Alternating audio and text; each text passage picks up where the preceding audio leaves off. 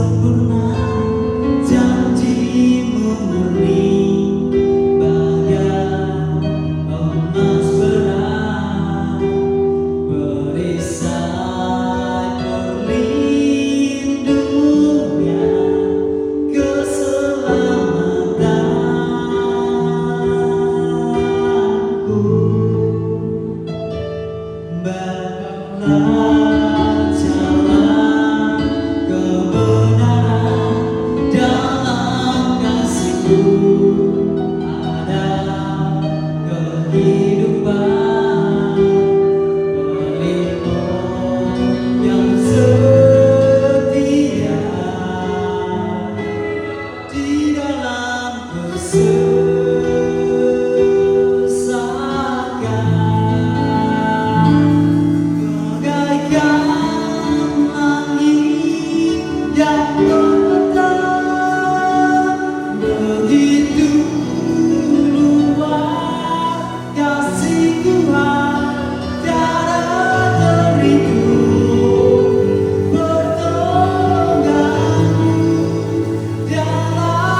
hidupku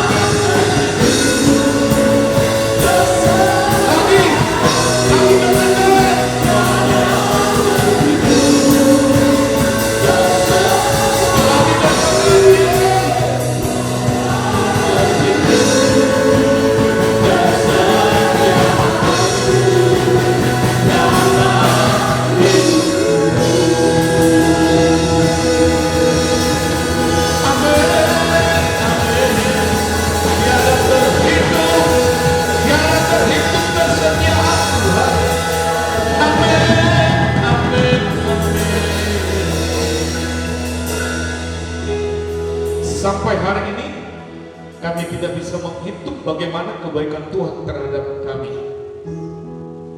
Bahkan kami sampai sering lupa melihat kebaikan-kebaikan Tuhan yang kami terima sampai hari ini.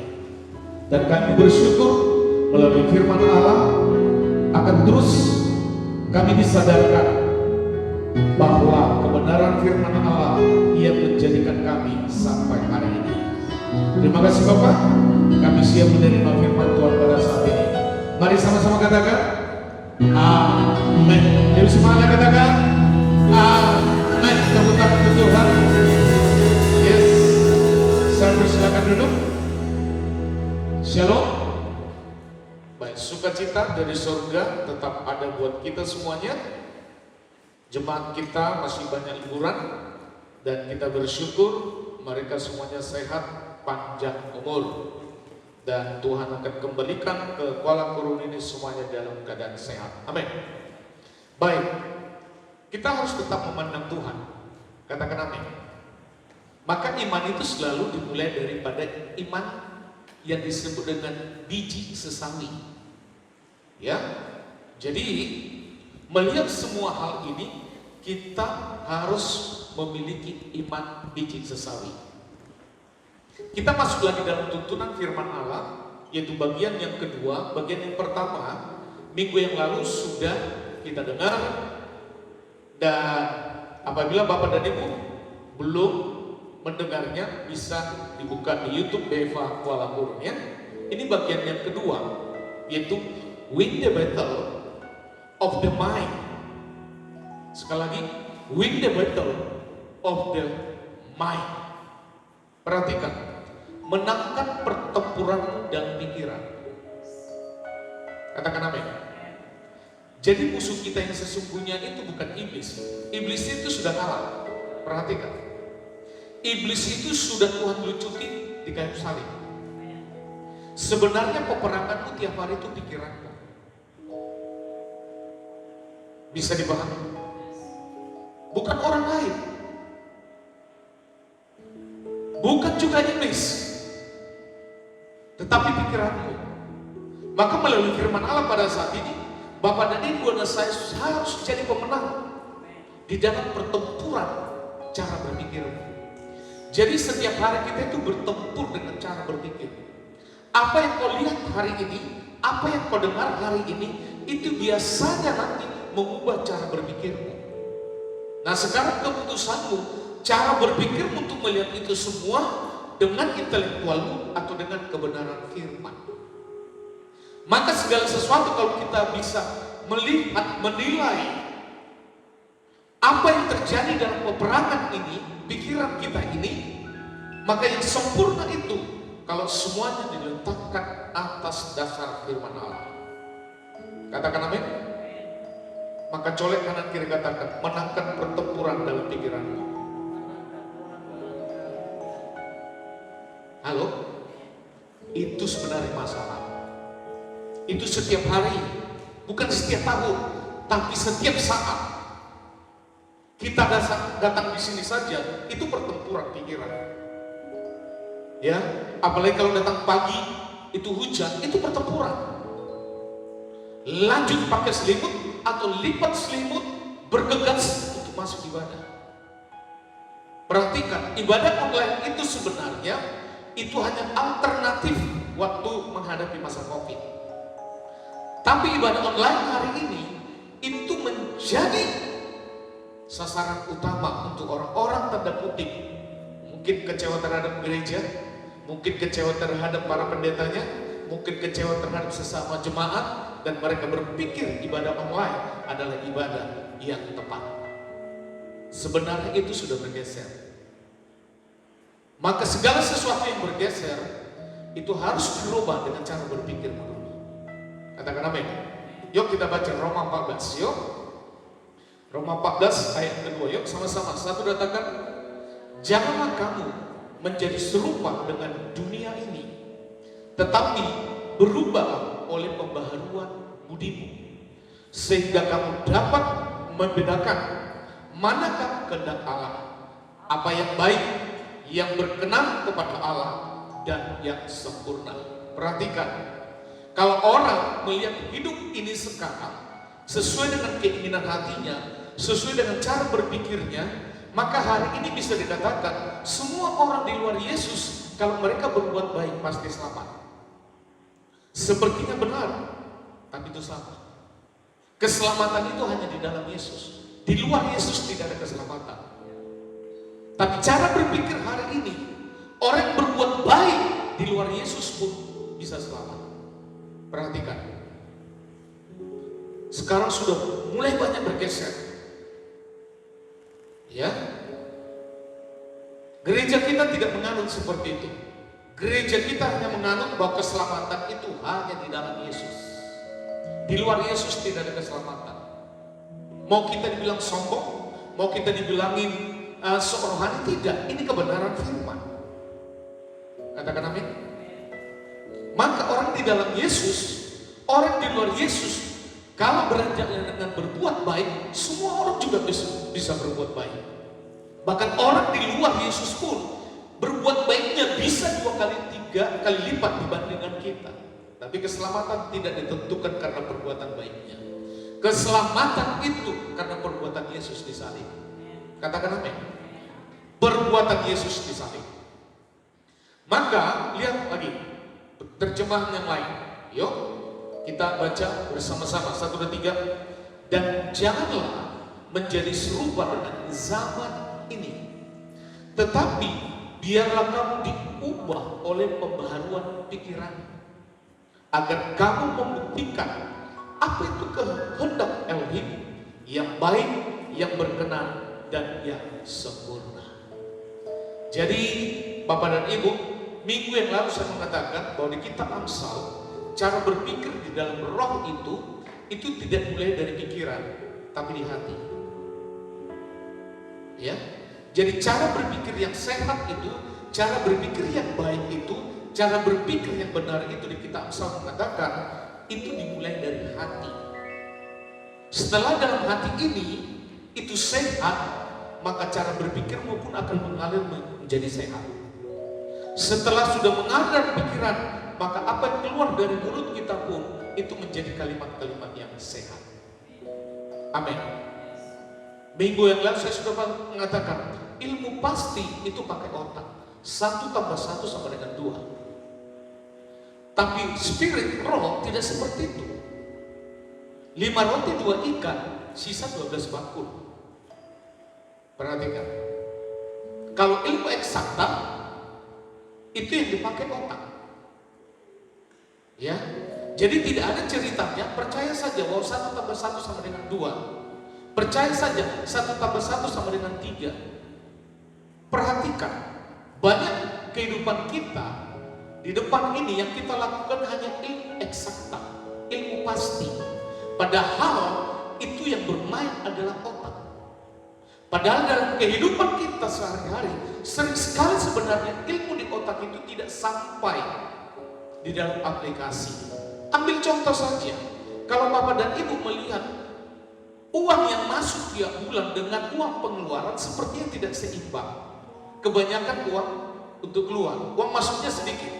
Tapi sampai hari ini rumah tanggamu sehat. Sampai hari ini isi keluargamu bisa makan. Sampai hari ini kau juga masih bisa ke sana kemari. Kalau itu dihitung dengan ilmu eksakta pasti kita semua salah.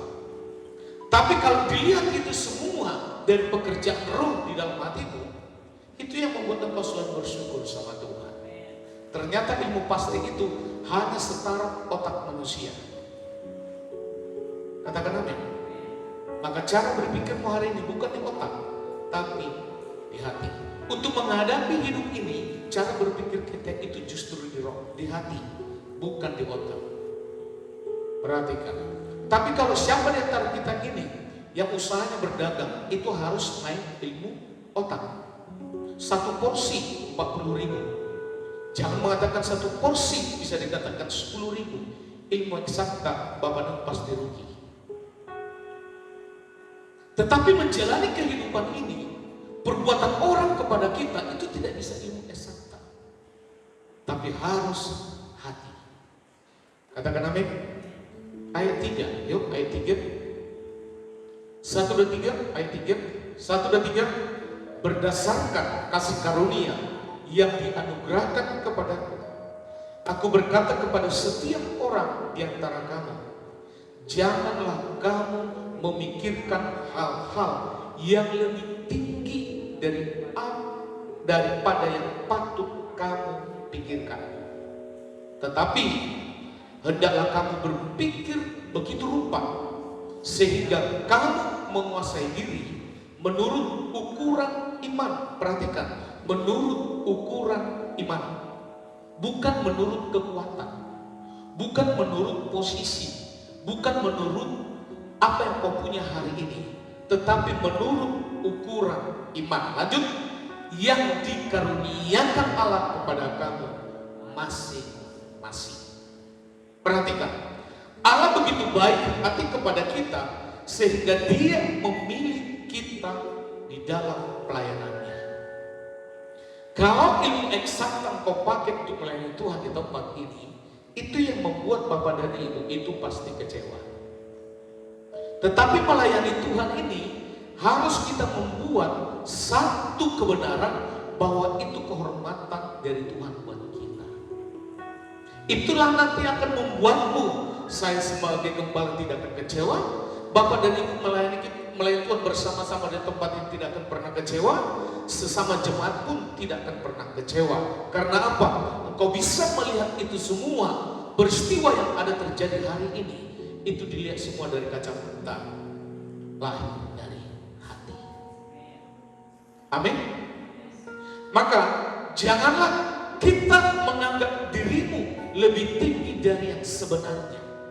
Jangan menganggap diri kita itu lebih tinggi dari yang sebenarnya. Contoh, kalau kita semakin banyak memiliki talenta dalam melayani, karunia dan melayani, itu biasanya orang paling sering jatuh. Karena apa? Cara berpikirnya, saya lebih baik dari dia.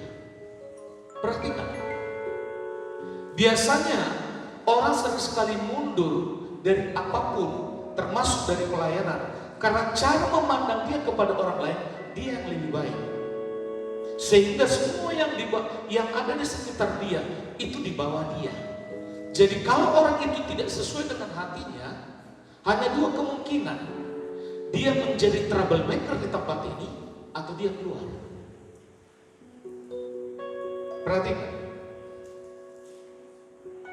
Maka semakin engkau punya talenta sama Tuhan, justru Tuhan suruh semakin merendahkan hati. Katakan amin. Katakan amin. Justru harus semakin merendahkan hati. Dan di dalam pelayanan apapun yang sering jatuh, itu justru mereka yang punya banyak talenta. Perhatikan. Karena apa dia jatuhnya? Karena cara berpikir. Orang lain dianggap lebih rendah dari dirinya. Orang lain dianggap itu jauh lebih di bawah dari cara bermainnya. Jadi kalau orang tersebut seperti ini, di dalam komunitas itu hanya dua saja kalau dia tidak bertobat: troublemaker atau dia keluar. Amin. Maka perhatikan, cara berpikir kita dari sudut apapun itu harus di dalam kebenaran firman.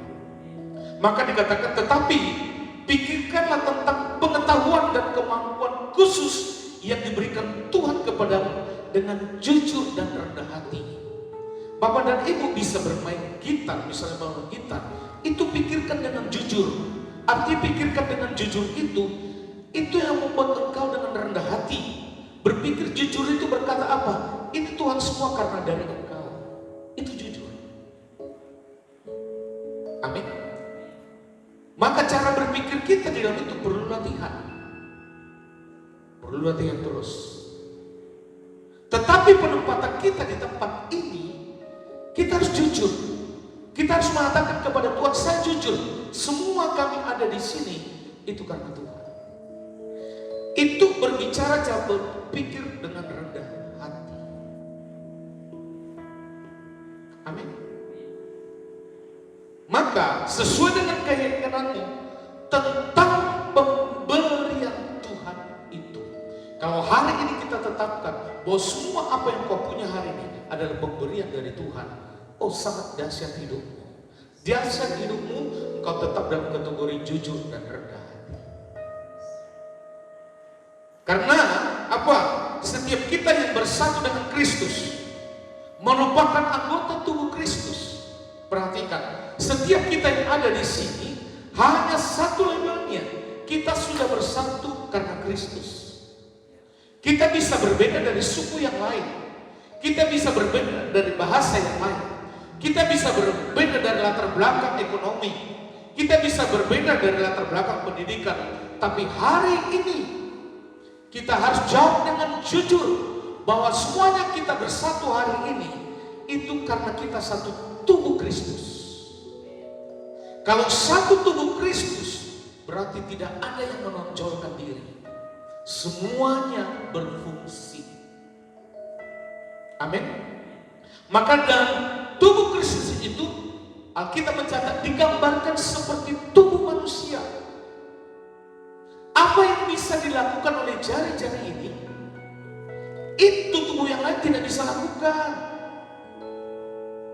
Apa yang bisa dilakukan mata hari ini melihat, itu tidak bisa dilakukan oleh tubuh yang lain. Itu namanya satu kesatuan. Kalau hari ini saya di sini membawakan firman, itu karena ada tubuh yang lain yang berfungsi. Maka keberadaan kita hari ini semuanya itu lengkap sempurna kalau kita selalu bersatu karena Kristus. Bukan karena cara berpikir tadi, saya lebih hebat, talenta saya lebih banyak, dan saya lebih layak untuk mendapatkan ini. Tidak bisa. Maka perhatikan, jari-jari ini mereka cara berpikirnya bisa berbeda-beda. Dan jari telunjuk mengatakan, mereka saling bertengkar. Jari-jari ini, mereka komplain, mereka protes, dan akhirnya mereka melihat kelemahan dan kelebihan masing-masing. Apa kata jari-jari lain terhadap jempol? Jari jempol, dari antara semua, kamu yang paling gemuk dari antara kami. Gitu. Akhirnya jari jempol pun tersinggung. Baru dikatakan, lihat dari antara kami semua, coba berdiri. Siapa yang lebih pendek? Dia yang lebih pendek. Akhirnya jari-jari ini tidak mau kalah. Sekalipun saya gemuk dan pendek, tapi kalau orang lain mengatakan kepadamu, engkau baik, tidak pernah jari kelingking mau, kau baik ya,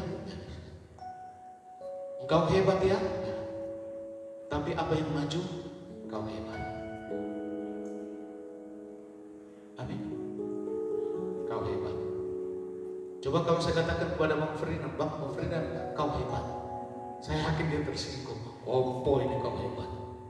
Tapi kalau sesuai dengan jari telunjuk, semuanya pasti setuju. Amin.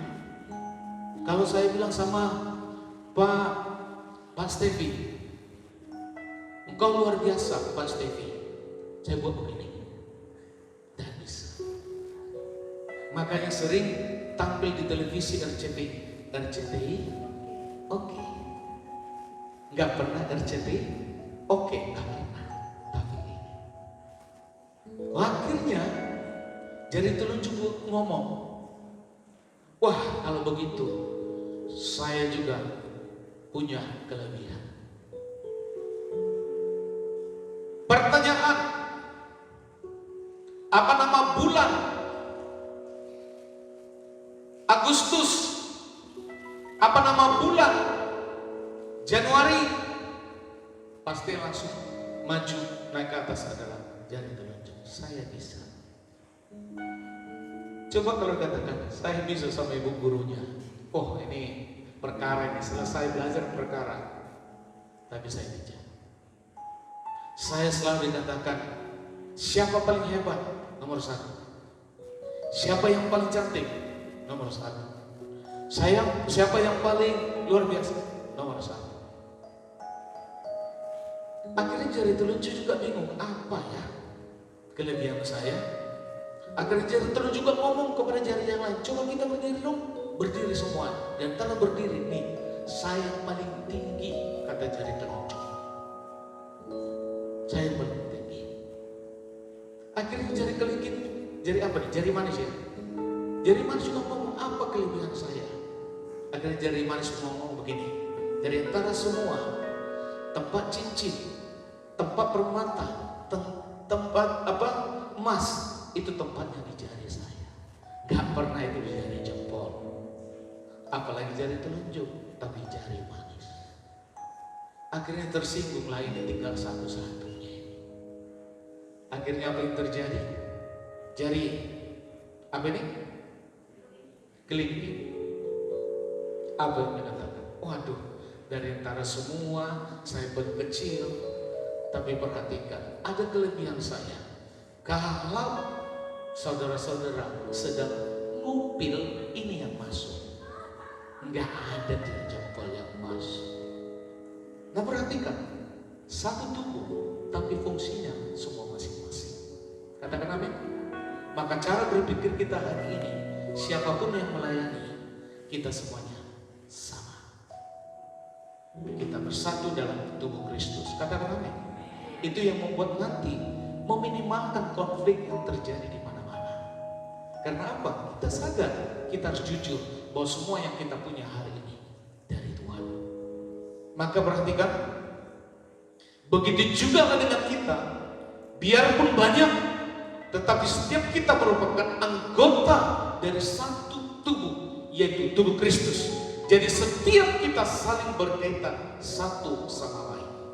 Saya membutuhkan Bang Ferdinand, saya membutuhkan Pak Philip, saya membutuhkan Bang Oden, dan kita semua ini saling berkaitan, saling membutuhkan. Katakan amin. Itu yang harus kita, cara berpikir kita mulai hari ini harus praktis sederhana. Orang itu penting bagimu. Nah, maka perhatikan. Dikatakan dalam di situ, perhatikan, janganlah kamu memikirkan hal-hal yang lebih tinggi daripada yang patut kamu pikirkan, tetapi hendaknya kamu berpikir begitu rupa sehingga kamu menguasai dirinya. Menguasai dirimu artinya kita harus mampu melakukan pertimbangan yang matang. Berpikir itu jangan berlebihan, tetapi harus mampu mempertimbangkan yang matang.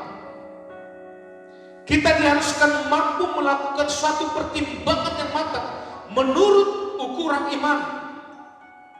Jadi bukan lagi menurut intelektualmu, bukan lagi menurut rumus matematikamu, tapi segala sesuatu pertimbangan itu supaya matang.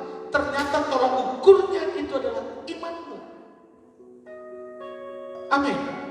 Nah, iman dengan intelektual itu sering tidak nyambung. Sering tidak nyambung. Tetapi yang didasari di sini kebenarannya, supaya kita mendapatkan pertimbangan yang matang dan juga pertimbangan yang tepat, selalulah sesuaikan dengan ukuran imanmu. Karena iman itu tidak dikaruniakan Allah kepada kita masing-masing. Yang dibicarakan oleh Paulus di sini, perhatikan. Di sini itu bukan iman yang menyelamatkan, tetapi firman Allah di sini yaitu tepatnya iman yang melayani Allah. Iman keselamatan sudah pasti dalam Yesus, tetapi yang dibicarakan hari ini yaitu iman yang melayani Allah. Katakan amin. Kalau Bapak dan Ibu datang ke tempat ini bisa menjadi pendiri matamu, itu tidak berlebihan. Itu iman yang tidak berlebihan. Yang berlebihan itu begini, saya enggak mau melayani, saya tidak layak. Itu berlebihan. Emangnya siapa yang layak? Tidak ada yang layak.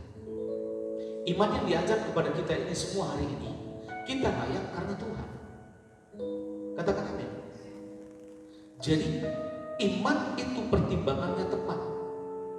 Jadi kalau hari ini saya ada, itu bukan karena yang lain. Bapak dan Ibu melayani tempat ini, itu bukan karena yang lain. Tetapi hari ini saya di sini, itu berbicara iman yang melayani Allah. Katakan amin.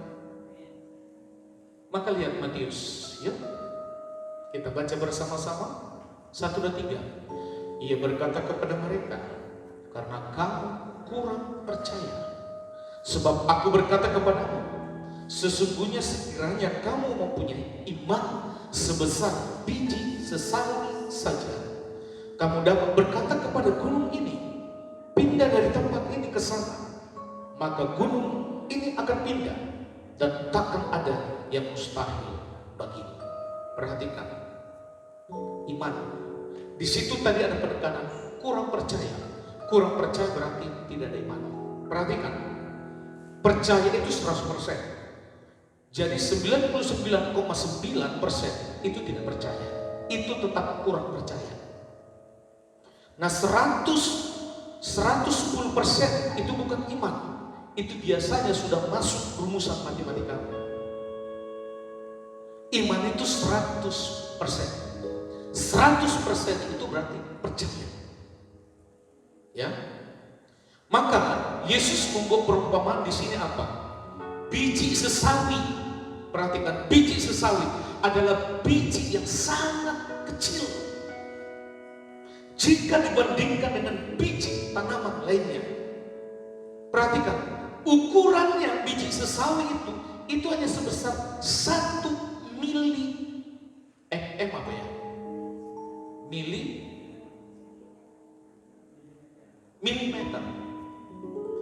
Hanya sebesar 1 milimeter. Dan beratnya pun itu hanya 1 miligram. Perhatikan. Tetapi Yesus membuat perumpamaan itu, meskipun biji sesawi itu sangat kecil, tetapi ketika biji itu bertumbuh, sesawi itu dapat besar melebihi tanaman-tanaman lainnya yang bijinya lebih besar. Biji jagung besar dibandingkan biji sesawi masih jauh lebih kecil. Tapi waktu bertumbuh, biji sesawi itu tadi bisa lebih besar daripada pohonnya jagung. Maka perhatikan, inilah gambaran benih iman yang ditaburkan di dalam hati kita. Perhatikan situ. Pernahkah kita merasa gagal beriman? Itu pertanyaan. Saya yakin pernah. Semua pernah. Pernahkah kita kecewa karena iman kita tumpul dan tidak mampu melihat ke depan? Semuanya pernah. Apalagi saat seseorang membutuhkan kita, sementara iman kita tidak mampu memberi jawaban. Perhatikan. Ada satu keluarga yang saya tolong. Keluarga ini bermasalah banyak sekali. Saya hanya bilang, untuk kedua anakmu, kebutuhanmu sehari-hari, belanja di warung sana. Sebutkan nama saya, ambil. Sampai hari ini saya lakukan untuk keluarga itu. Itu takaran iman saya. 2 hari lalu saya berikan modal sama dia untuk buka kebun cabai. Saya tidak berharap apa-apa supaya keluarga ini dipulihkan. Istrinya meninggalkan, anaknya dewasa. Dan apa yang saya bisa lakukan untuk keluarga ini? Saya tidak juga mau berlebihan. Sampai ngutang 100 juta untuk dia, itu berlebihan, bos. Amin. Dan sampai hari ini, saya topak ekonomi mereka, makan mereka. Saya suruh dia belanja sendiri. Warung hanya laporan ke saya, Pak belanjanya segini, yang saya transfer. Itu iman. Saya melakukan itu tidak ada faktor yang lain. Segala sesuatu yang kau lakukan dengan tidak ada faktor yang lain, itu iman. Tapi kalau engkau membantu seseorang karena ada faktor X, itu bukan iman. Perhatikan. Dan iman itu tidak berbicara seberapa banyak engkau bantu, bukan. Tapi jujur, ketulusan hatimu. Waktu engkau tolong itu tidak ada faktor yang lain. Itulah iman. Dan saya juga tidak berpikir begini, Tuhan akan gantikan semua taburan itu berlipat kali ganda pada saya. Itu sudah faktor X. Dan bisa. Kau harus melakukan itu. Sehingga kemarin saya ngomong sama ibu, ada keluarga yang saya bantu. Karena kadang-kadang begini, anak saya lagi minta, ada saatnya saya tidak tepat ada uang, saya bilang tunggu. Tapi pada orang, pada saya itu iman saya harus saya tolong. Bahkan untuk sewa rumahnya pun saya bantu. Apa hubungannya dengan keluarga kita di sini? Jemaat kita nggak ada. Itu bukan di Kuala Lumpur. Cara berpikir. Amin. Kita nggak boleh untuk mendapatkan berkat dari Tuhan itu seolah kita DP. Kita bantu seperti DP supaya Tuhan membantu kita lebih banyak. Nggak bisa, bos. Nggak bisa. Kita harus jujur sama Tuhan. Amin.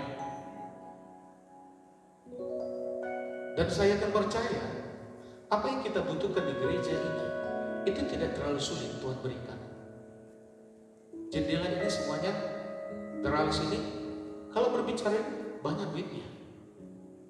Dan minggu ini depan sana belakang juga sudah dibuat. Saya bisa melihat orang yang jujur di hadapan Tuhan itu juga Tuhan akan berikan juga ketulusan hati kepada orang-orang yang ikut nolong tanpa kita berharap. Maka waktu hari ini kau melayani Tuhan, gak perlu dalam pikiran berharap Tuhan gantikan, gak usah. Itu seperti kita DP, gak usah. Bagian kita hanya tetap jujur, tulus di hadapan Tuhan. Lakukan. Kalau hari ini Tuhan taruh padamu seperti itu, lakukan. Amin. Amin. Maka perhatikan lagi di sini. Pak, apalagi saat seseorang membutuhkan kita, maka peristiwa di dalam Alkitab ini itu yang dialami oleh 9 murid yang ditinggal Yesus waktu Yesus naik ke gunung. Mereka tidak mampu menolong seorang anak yang sakit yang dibawa oleh ayahnya. Ayat 15. Anak itu menderita air sehingga sering jatuh ke dalam api dan air. Orang yang sakit air dan api itu waktu saya masih SD, SMP, itu bisa saya lihat dengan mata jasmani. Saya juga dulu ayah, sakit ayah. Tapi ada satu bayi saya perempuan, dia mati di mana? Di air. Waktu dia ada di air, padahal airnya tidak terlalu dalam, cuma dia jatuh terkelungkup dan mukanya itu ke air, mati. Ada juga yang saya lihat dengan mata jasmani, itu juga satu angkatan saya laki-laki. Di sana kan orang kalau masak bukan pakai kompor gas, tapi pakai kayu bakar. Nah waktu dia buat kayu bakar itu, ayahnya kabur, terungkap dia ke bara api, mati. Jadi kalau hari ini saya ada, oh itu kasih karunia. Amin. Itu yang membuat hidup saya sampai hari ini saya mengatakan saya tidak mau main-main dengan Tuhan. Gak mau saya. Nah 9 murid itu tidak bisa nolong anak yang sakit ayam tadi. Maka nyawa si anak itu terancam setiap saat.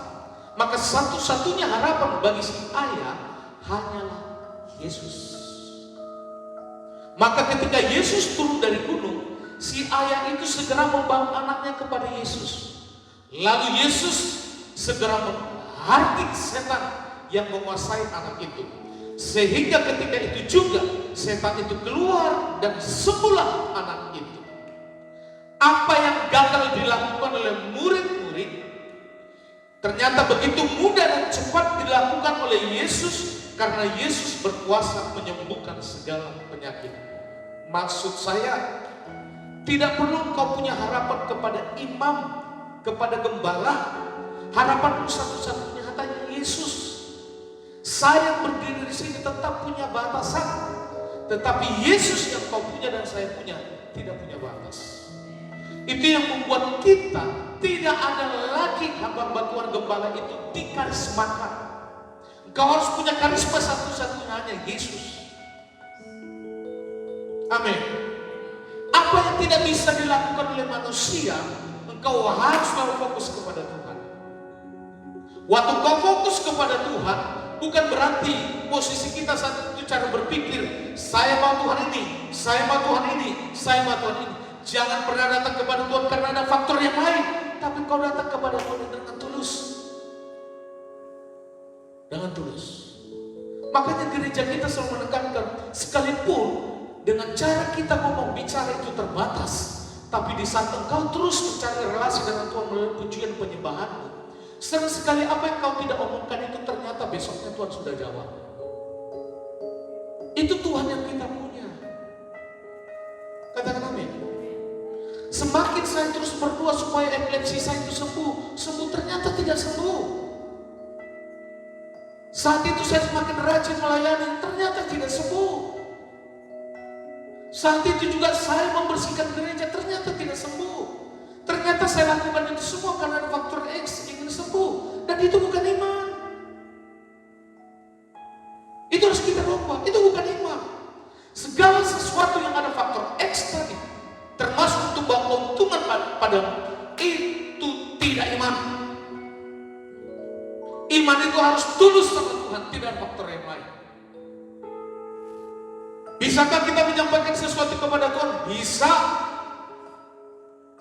Tapi biasanya orang kalau menyampaikan sesuatu, dia datang kepada Tuhan itu sekedar buat laporan saja kepada atasan. Laporan, saya sudah ini, saya sudah ini, saya sudah ini, saya sudah ini. Nah, cara berpikirmu seperti ini, itu salah. Cara berpikirmu hari ini, kau datang kepada Tuhan, tidak ada faktor yang lain. Katakan amin. Saya tidak pernah tahu bagaimana caranya Tuhan menyembuhkan saya. Yang pasti saya tahu saat itu, saya sadar, saya ingat. Tanggal 8 Agustus 93, saya nyebrang dari Sumatera masuk ke Jakarta, naik ferry 2 jam. Di ferry itulah saya deklarasi, dalam nama Tuhan Yesus, epilepsi saya, kau tinggal di Sumatera. Hanya itu saja. Tinggal di Sumatera, tidak boleh ikut saya. Dan kamu, kalau mau ikut, tenggelam kamu di Selat Sunda ini. Sumatera dengan Jakarta itu kan ada Selat Sunda di situ. Tenggelam kamu di situ. Saya ingat betul 10 Agustus 93 sampai detik ini epilepsi tidak ada. Halo? Semakin saya doakan justru semakin 6 tahun saya menerima epilepsi. Masuknya saya ngomong. Apakah itu harus memang. Tapi sekali lagi iman. Tidak boleh ada lagi faktor X. Waktu kau mengatakan itu karena itu kapasitas iman. Mengatakan saya sembuh. Kau sembuh. Kau mengatakan sembuh. Amin. Tapi imanmu bukan pada kesembuhan. Imanmu harus pada Tuhan. Kita sering sekali iman itu tertuju kepada apa yang kita minta. Iman itu harus pada Tuhan. Perhatikan. Harus pada Tuhan, bukan pada apa yang kau minta. Bolehkah kita minta? Boleh. Tapi firman mengatakan engkau tidak ngomong pun Tuhan tahu. Maka dalam doa yang terbaik adalah relasi.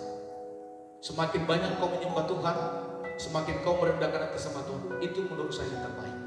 Cara doa, bukan detail. Satu Tuhan ini, satu Tuhan ini, satu enggak. Sembah aja Tuhan. Katakan amin. Maka dikatakan di sini tidak sedang, perhatikan, biji sesawi tadi dapat dikatakan bahwa Yesus tidak sedang membicarakan besar atau kecilnya iman, tetapi ada atau tidak adanya iman. Perhatikan, berbicara tadi iman itu penekanannya kepada biji sesawi, bukan kepada pohonnya, bukan kepada buahnya, tapi biji tadi. Ya, maka seringkali kegagalan kita bukan saja akibat tantangan ataupun ancaman dari luar, tetapi sering sekali justru kegagalan kita itu terletak ketiadaan iman. Jadi sering sekali kita gagal bukan karena tantangan di luar, bukan karena ancaman yang datang dari luar, tetapi engkau tidak punya iman. Justru di situ kita sering gagal. Ya, maka ketiadaan iman itulah yang membiarkan kita akhirnya mengandalkan kemampuan. Waktu kau tidak memiliki iman, itu yang membuat engkau memampukan dirimu itu, yaitu dengan potensimu, bahkan juga dengan kebiasaan kita. Masalahnya bukan besar atau kecilnya iman, tetapi ada atau tidak ada iman. Amin. Biji sesawi tadi kecil. Saya tidak, firman Allah berbicara bukan masalah biji itu kecil, tapi biji iman tadi, biji sesawi itu berbicara iman. Jadi apapun masalah di luar sana, kalau kau tidak punya iman, percuma.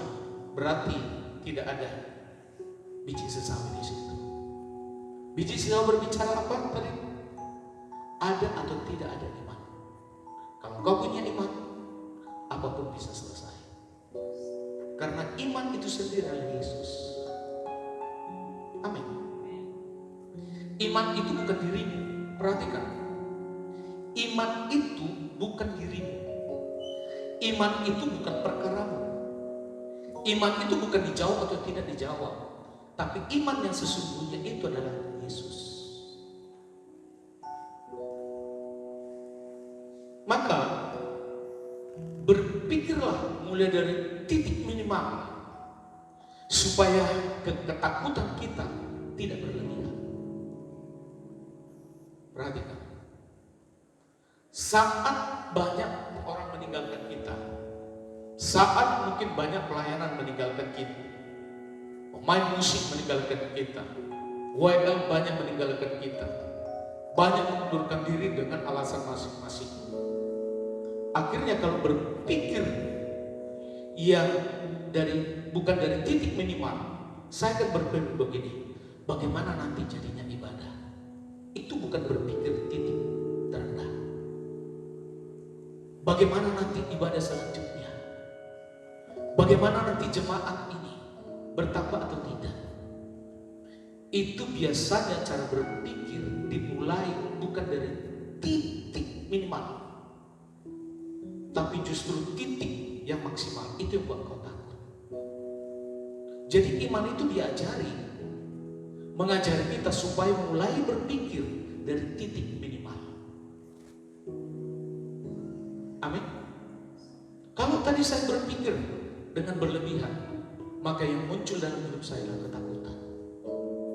Maka saya mulai berpikir dengan titik minimal. Tanpa musik juga ibadah bisa tetap. Hanya dengan satu gitar saja ibadah tetap bisa. Tanpa ada WL ibadah juga tetap bisa.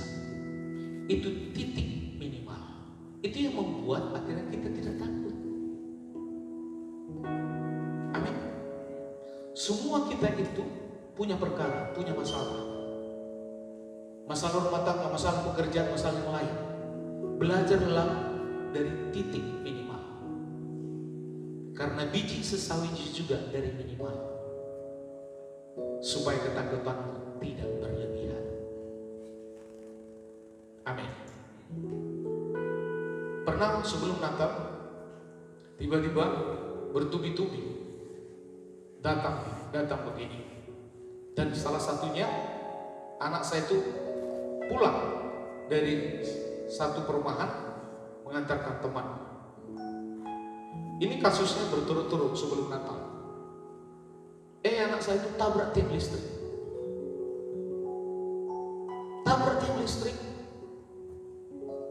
Jadi kalau mulai berpikir dari titik maksimal, pasti berpikir begini.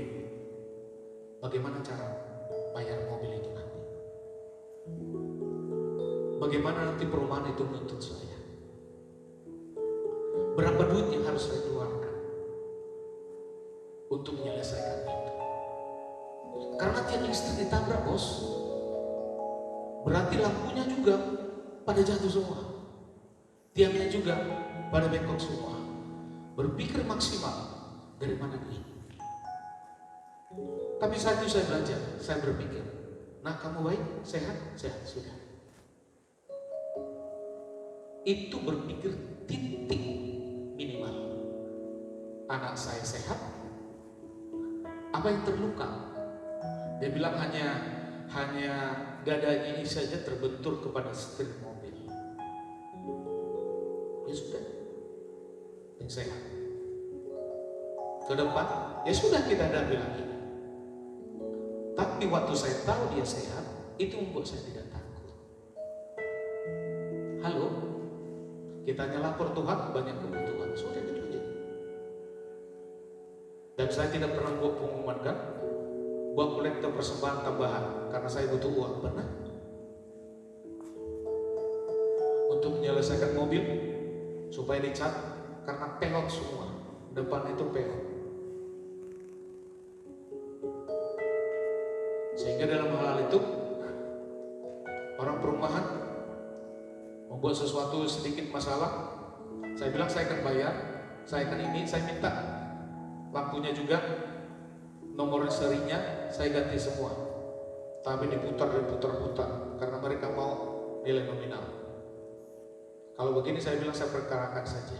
Saya bukan lari, saya perkarakan. Setelah perkarakan baru nurut. Nah, angkanya cukup besar diminta. Saya bilang saya akan ganti, tapi dengan uang, bukan dengan uang. Saya ganti lampunya, saya perbaiki tiangnya, dan waktu kalian mau perbaiki juga saya kasih uang kopi kalian. Saya tidak salah, saya tidak lari. Tapi mereka memanfaatkan itu. Akhirnya terakhir, saya lapor kalian. Kita perkara saja. Setelah perkara, panggil bagian lapangan. Saya bilang, kalau perkara itu perkara. Akhirnya mereka meminta sesuai dengan apa yang saya inginkan. Saya tidak lari kok, saya ganti kok lampunya. Saya minta nomor serinya, mereka nggak kasih. Biasa dicari. Dan dari sekian banyak juta, Tuhan buat saya minimal. Itu bisa terjadi karena apa? Karena mulai berpikir dari cara minimal.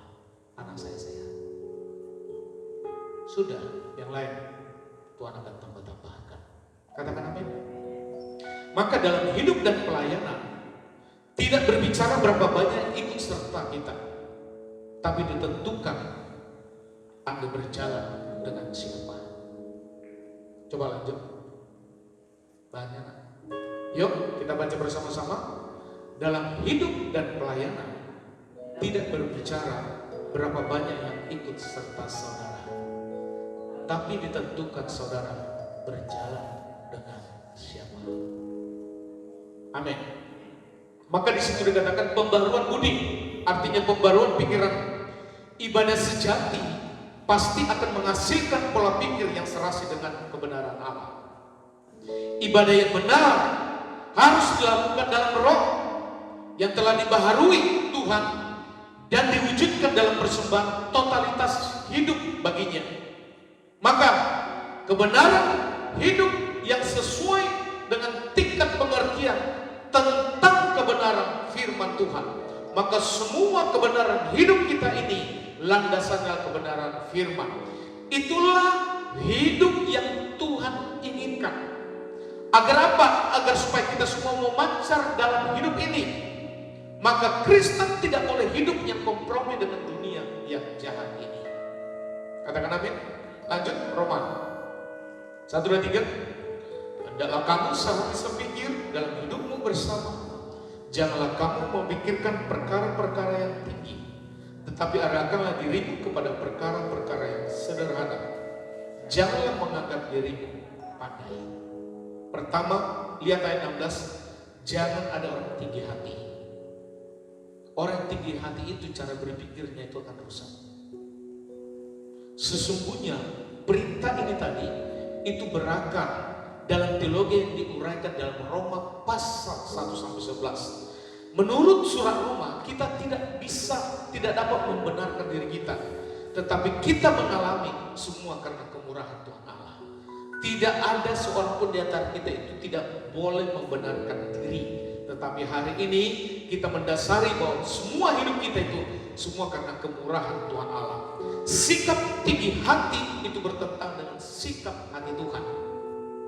Dengan pengertian ini mengenai diri kita, maka sikap yang patut kita sadari dan kita berkata, aku ini adalah orang yang diangkat oleh lagu yang penuh kemurahan. Amin. Lanjut Yesaya 1 dan 3. Celakalah mereka yang memandang dirinya bijaksana, yang menganggap dirinya pintar. Yesaya 5 dan 21. ILT-nya udah? Yuk 1 dan 3.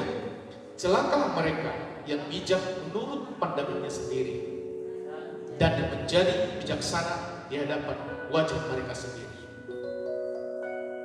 Terakhir, hati-hati sekarang Bapak dan Ibu mengenai firman Tuhan yang saudara dengar.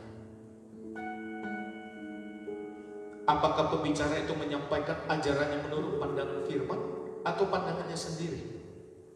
Karena dia merasa paling bijak dan pintar. Bapak dan Ibu sekarang tidak bisa menutup televisi, bahkan menutup HP tanpa melihat media sosial hari ini. Bahkan di media sosial hari ini banyak pengkhotbah, baik di TikTok, baik di IG, baik di Facebook. Bapak dan Ibu harus pintar. Pintar di sini karena hikmat. Itu membuat kita harus bertumbuh dalam gereja lokal. Amin. Semua gereja di luar sana itu Tuhan pakai masing-masing. Tapi tidak semua gereja di luar sana itu Bapak dan Ibu bisa ikuti. Gereja Beva sudah mendasari, perhatikan, tadi kita tutup. Gereja Beva ini itu bokong. Bokong ini gak bisa digantikan dengan paha. Bokong ya bokong. Bokong itu untuk apa? Untuk duduk. Selalu menyembah Tuhan. Katakan amin. Gereja yang lain mungkin ada jadi tangan, silakan. Tapi Bapak dan Ibu gak bisa semuanya engkau lakukan. Jadilah bokong. Gak bisa. Jadi tangan, jadi kaki, gak bisa. Gereja kita bokong, penyembah. Maka waktu Maria dan Marta lihat, ini perumpamaan. Marta waktu Yesus datang, Marta sibuk dengan kebutuhan fisik. Tapi Maria dia tidak.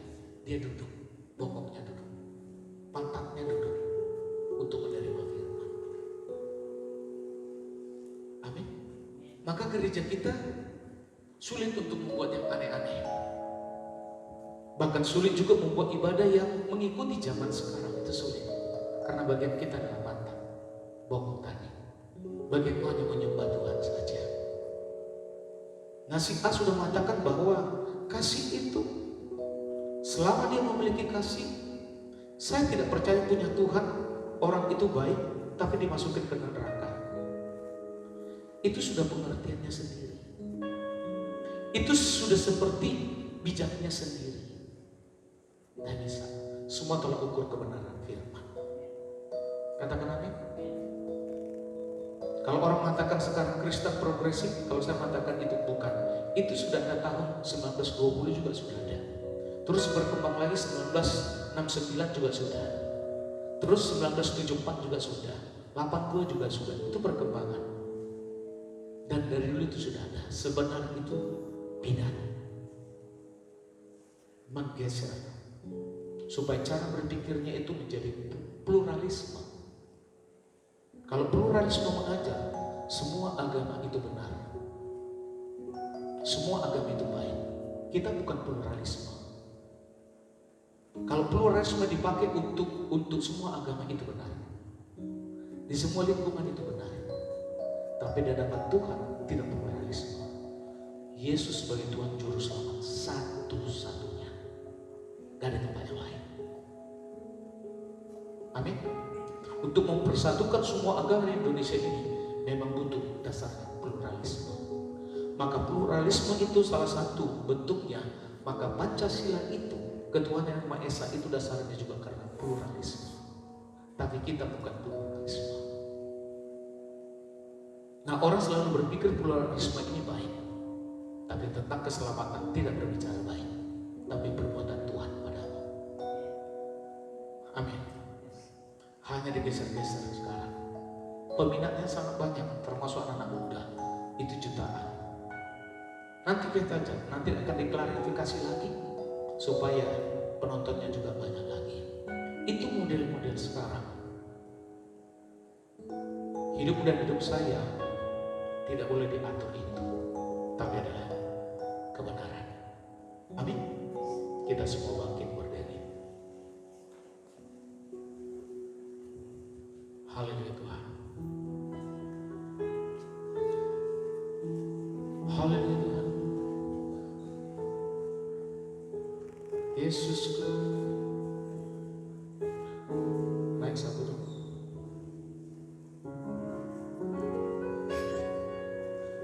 Amin, amin, amin, amin, amin.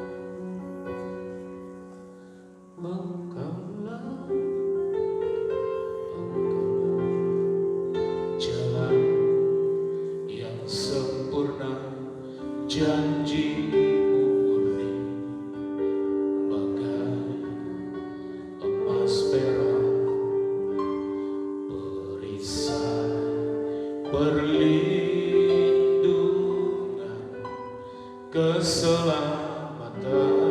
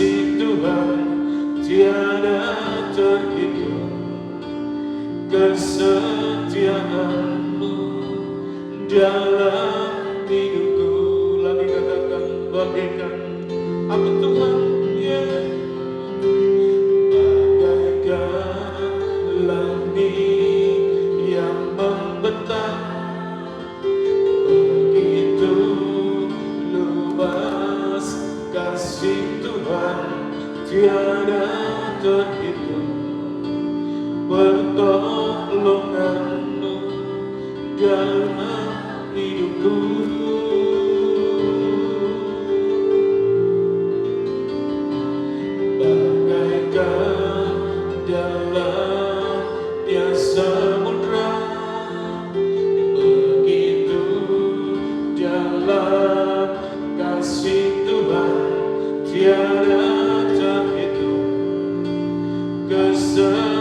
kesetiaan-Mu dalam hidupku. Mari persiapkan anggur dan roti. Amin Tuhan. Bagaikan langit yang membentang, begitu luas kasih Tuhan, tiada terhitung. Pertolongan-Mu dalam hidupku.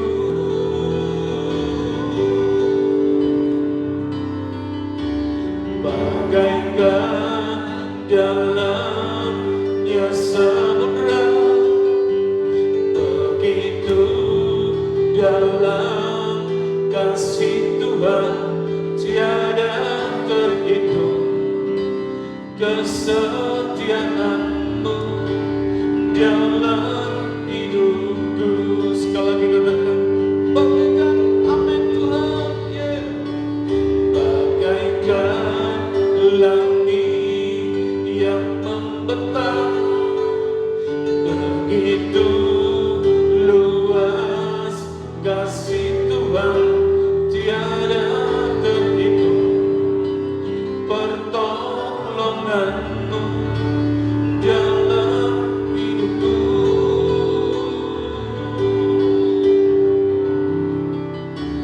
Bagaikan dalamnya samudra, begitu dalam kasih Tuhan, tiada terhitung. Kesetiaan tiada terhitung, tiada terhitung. Lagi katakan amin, tiada terhitung. Kesetiaan, sekali lagi, tiada terhitung. Kesetiaan-Mu dalam hidupku. Mari semua angkat roti lebih tinggi dari atas kepala kita. Firman Allah hari ini mengajar kita, berpikirlah dari titik minimal pada saat engkau memiliki masalah. Karena dalam titik minimal itu, Tuhan akan memberikan kepadamu iman biji sesawi yang membuatmu tidak takut. Waktu engkau berpikir dari titik minimal pada saat menghadapi masalah, berarti Tuhan hanya menyuruhmu melihat satu sisi saja saat itu. Dan itu membuatmu tidak takut. Dampak-dampak yang lain, Tuhan akan beracara, Tuhan akan menopang, Tuhan akan menolongmu. Tetapi yang lain jangan kau buat dulu di depan, sehingga membuat kau takut.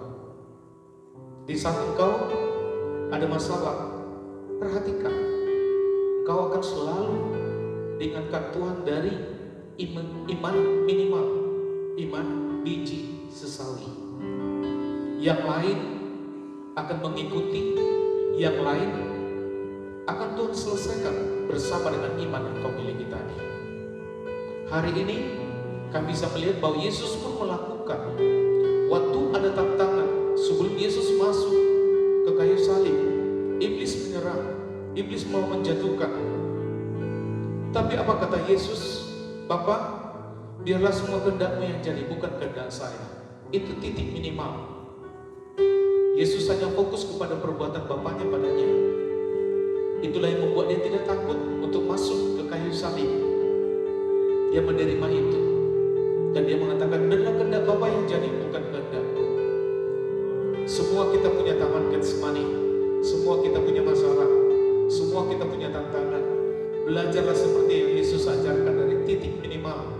Karena di saat titik minimal itu engkau tidak takut. Waktu engkau tidak takut, maka muncul imanmu.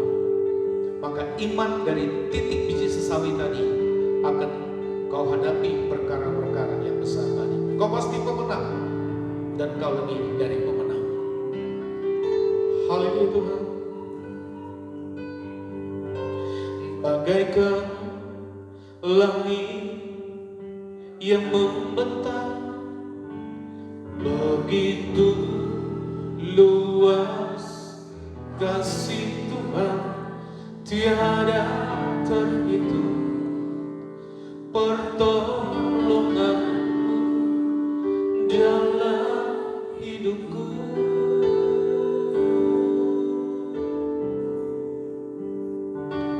Bagaikan dalamnya samudra, begitu dalam kasih Tuhan tiada terhitung, kesetiaan dalam hidupku.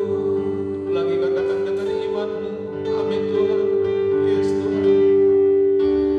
Bagaikan langit yang membentang, begitu luas kasih Tuhan tiada terhitung, pertolonganmu dalam hidupku.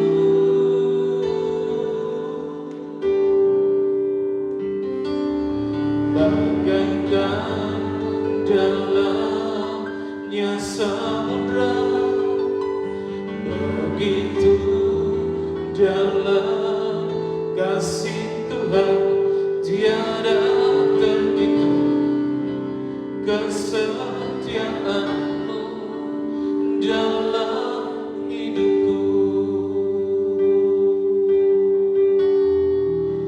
Tiada terhitung, kesetiaanmu dalam hidupku.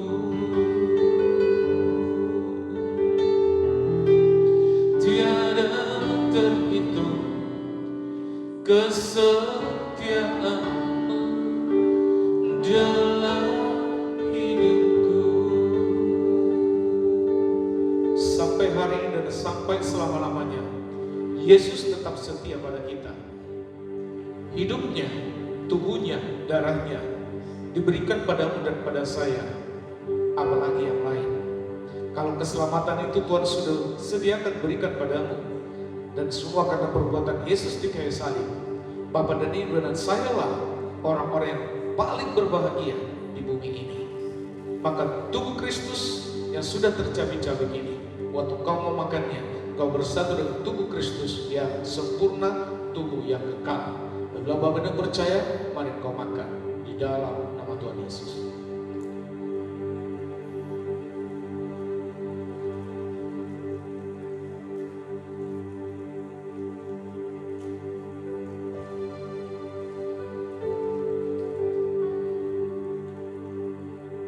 Mari semua angkat jangan lebih tinggi dari atas kepala kita. Darah Yesus yang sudah tercurah itu sempurna dan tidak ada lagi yang lain. Maka hidupmu dan hidup saya sudah di dalam darah Yesus. Maka kau dan saya memiliki gen yang pasti, yaitu keselamatan. Karena darah Yesus satu-satunya memberikan keselamatan. Maka jangan pernah bergeser dari hal apapun. Di luar Bapak dan Ibu bisa mendapatkan informasi. Tetapi satu hal, informasi yang paling benar, semua diuji dengan kebenaran firman. Diuji dengan semua berjalannya waktu. Maka imanmu dimulai dari titik awal lagi, selalu percaya pada Yesus, bukan kepada yang lain. Terima kasih Bapak, kami bersatu dengan darah Yesus. Maka darah Yesus membawa kekekalan pada kami. Apabila Bapak percaya, mari kau minum di dalam nama Tuhan Yesus.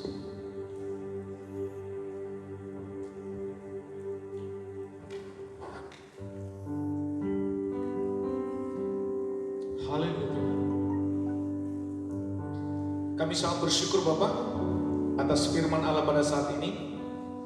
Biarlah firman Allah memberkati dan sudah memberkati kami hari ini. Diberkati semua Bapak dan Ibu dan semua pekerjaan dan usaha.